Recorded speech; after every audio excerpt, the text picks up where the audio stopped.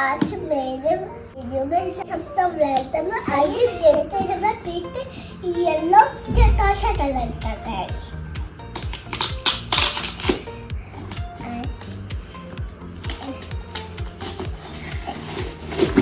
थोड़ा के पास रहने में बहुत एक्साइटेड हूँ। चलिए थोड़ा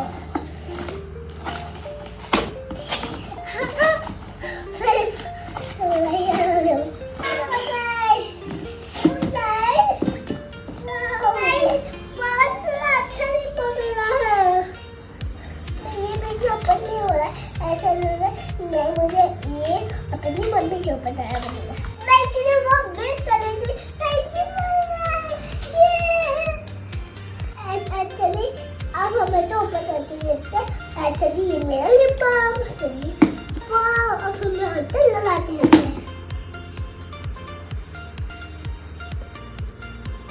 तो मुझे बहुत पसंद है। बहुत पसंद आया नील वाला लिप बाम। Thank you. ये तो मुझे बहुत पसंद आया।